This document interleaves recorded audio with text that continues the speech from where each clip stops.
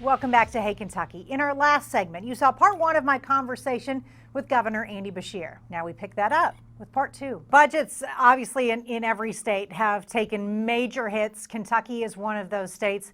Is there anything that you can foresee that would demand that you call back the Senate and the House? Well, what we have right now is a consensus forecasting group coming in. That is an independent group that makes economic projections. And if those economic projections are off by a certain amount, you have to have a special session.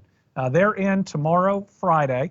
We think that there's a possibility that just the transportation cabinet budget will be over the amount that may require a special session. If that's the case, it'll be short. It'll basically be just changing a number. But what we want to make sure is that there's the flexibility in there for when Congress acts, because they have to act. Every single governor of all 50 states together agree and are pushing for another round of the stimulus, another round of the CARES Act. Without direct support for state and local governments, our recession will be longer. And in recessions, they've shown that there's a multiplier on government spending that shortens the recession and help gets people back to work in the private sector. This isn't a red state or a blue state issue like you're hearing from some places. This is an every state issue. I just want to remind people, just because some people are now talking about this in terms of politics doesn't mean it is. It is still a response to a pandemic.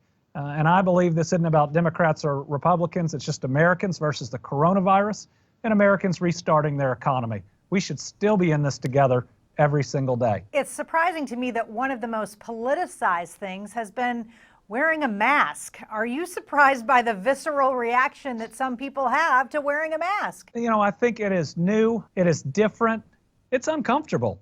I mean, when you first put one of these on, breathing is a little bit different, but it's the single best thing you can do to help other people.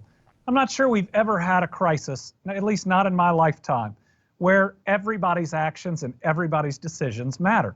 And if you make a bad decision, if you don't want to wear a mask, it might not harm you at all, but it could ultimately have a devastating impact on somebody else.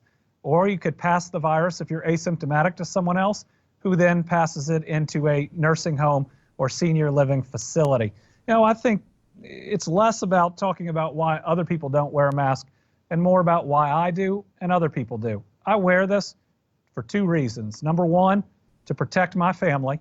I got two amazing kids and an amazing and understanding wife at home. And then it's living out my faith of being my brother and sister's keeper. I know that if I wear this, I am less likely to spread it to anybody else. And for me, a little bit of discomfort, a little bit of even breaking out, which I've done just a little bit because of it, that's worth it if I'm potentially protecting someone else and their life. This isn't about your liberty about whether you wear it or not. It's about how much you care about other people and what you're willing to do. And my goodness, it's an uncomfortable but a small sacrifice to help your fellow human being. How long do you anticipate masks being a thing? What we see is that businesses and employers, by and large, very much want them for their employees and want to encourage customers. Why? Because every health expert in America is saying that if we wear them, our reopening will go better, that we will lessen the risk. And I think a lot of people that don't want to wear masks are also people that want, the reopening, which we're doing, and maybe it even faster. So one of the ways you can help us, one of the ways you can help speed it up, is to wear that mask. And some might have stopped talking about it because there's some disagreement out there. My job is to do the best I can for our people under tough circumstances and tough times. So I'm going to continue to talk about how important it is.